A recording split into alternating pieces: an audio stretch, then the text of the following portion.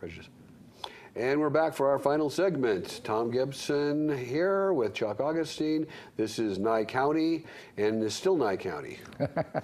Yeah, we're going to switch modes a little bit, seeing Christmas is coming up, and touch on the spiritual world in a little different way.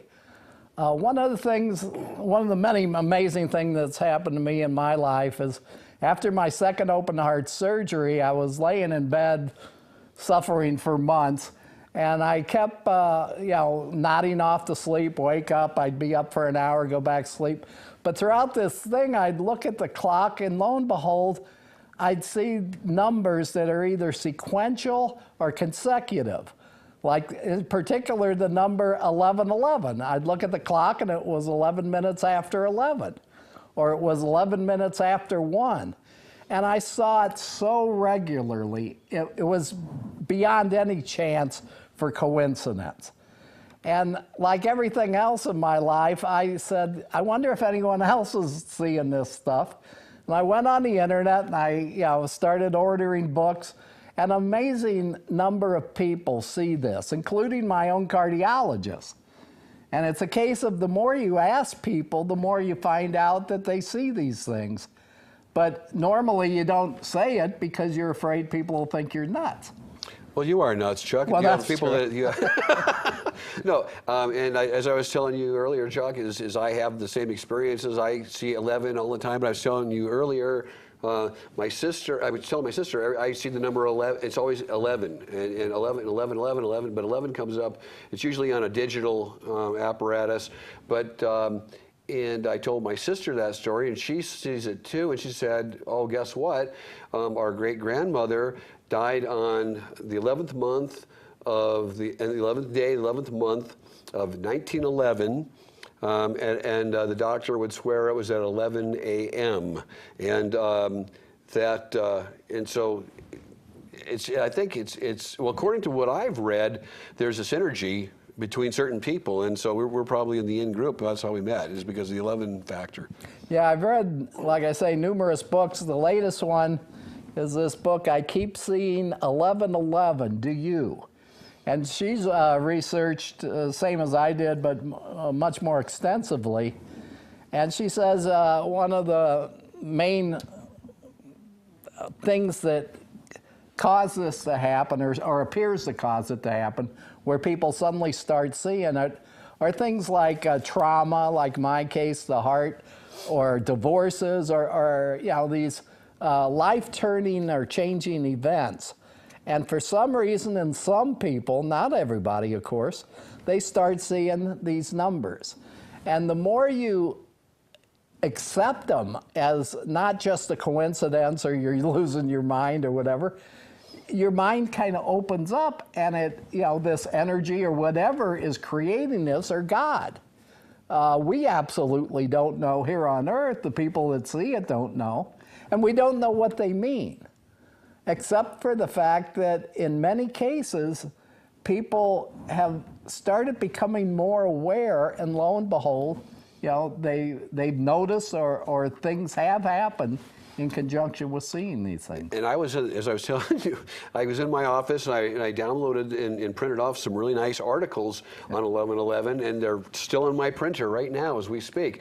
However, if I had brought them, one of them was talking about the coincidences or the interesting phenomenon of there's like 8 books in the Old Testament that have multiple, and each one on an 1111, and of those 8 books, they all, on 11:11, chapter 11, verse 11, each one of those books discusses kind of the same thing. Yeah. It's extremely similar.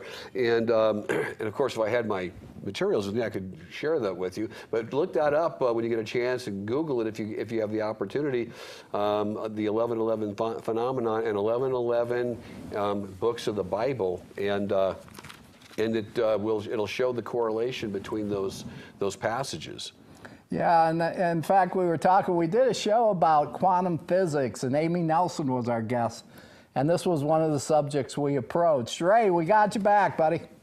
Yeah, I talk to my brother on the other side all the time, my brother Rich. I mean, I've had incidents where I actually would request something from the other side, and like a song to be played on the radio, and I'd turn the car radio on, it'd be like dead silence, and I'm thinking, what is this? I got a station on, and that song would play.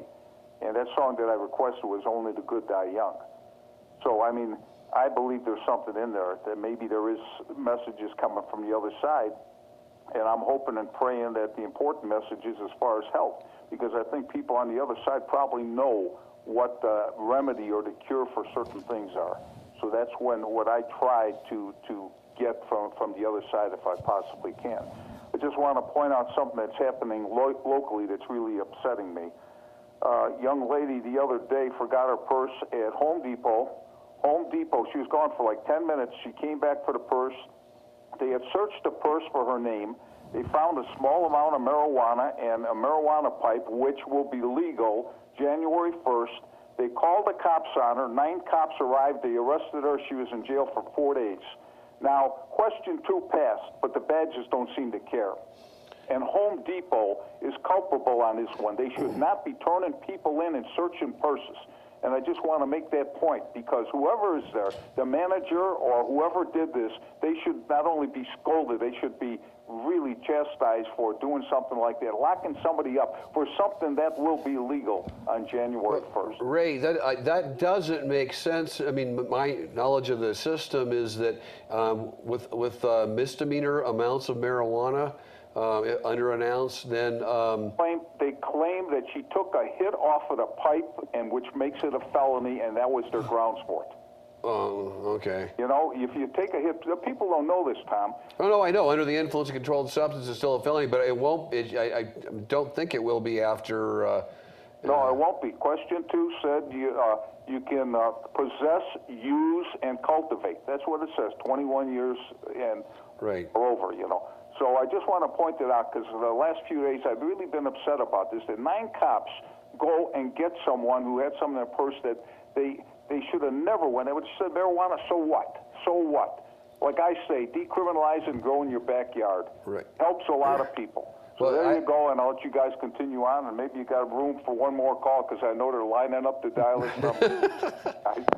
No, Ray, just to follow up on what you said, though, I have personal knowledge of cops in town here who have, on a routine traffic stop, seen a small amount of marijuana in a person's car and just taken it and shaken it out the bag out the side, you know, and throwing away the bag. To me, that's doing the right thing, because I mean, marijuana is no longer considered to be a hard drug, and there's some people that I know. Both district court judges don't like marijuana, but they have to follow the law. But I mean, I am not one of the people that buy into the gateway drug argument. Because if people who all started out do the hard drugs started out with marijuana. Not necessarily. They probably started out with beer. And before that, it was soda pop, and before that, it was air. I mean, so show me one drug addict on hard drugs who hasn't done everything everybody else has done. I mean, and I know marijuana smokers that don't do hard drugs.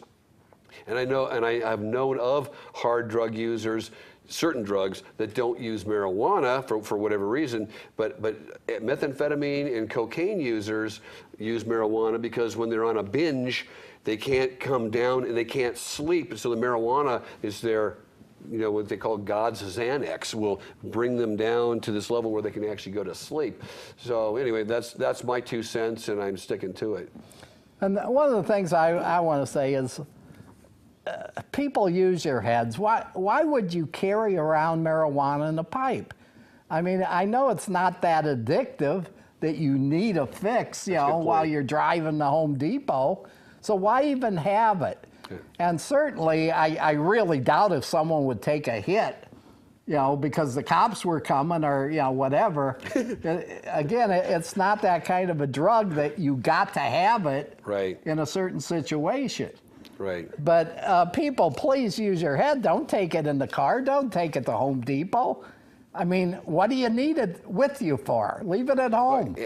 I suspect, because I know Ray's got his information and what he hears, but my initial reaction when I heard that is the person probably had warrants, or that they had multiple. If you had like a warrant for your arrest, and then they find your purse, they're going to be, so they got the marijuana in your purse. That was what drew people's attention to you. And then when they ran your name on that misdemeanor marijuana offense, then she was arrested because they found there were outstanding warrants. And that's what happens to a lot of people.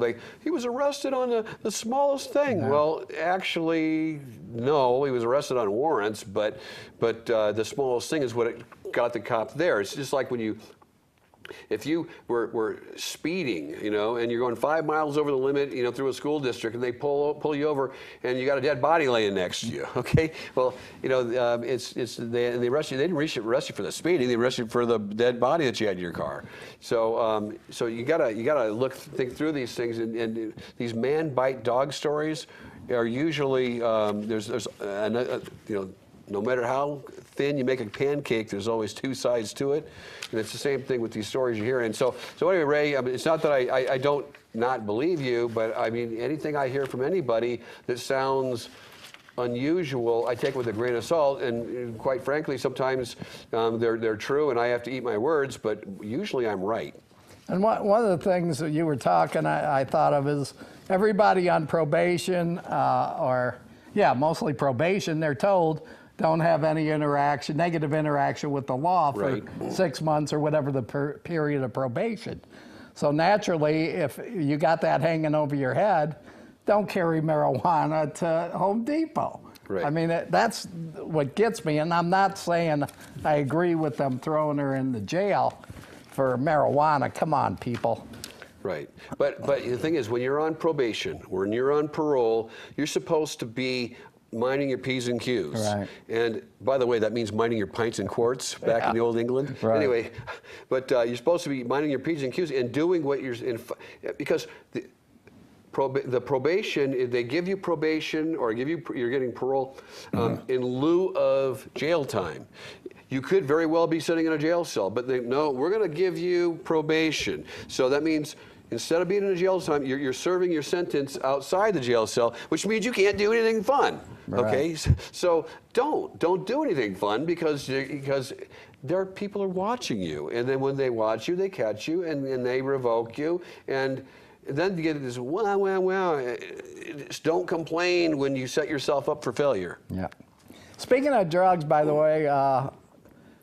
There was an article, I don't know if many people read it, but it was in the RJ, and it was about Heidi Fleiss. The DA tried to reinstate charges.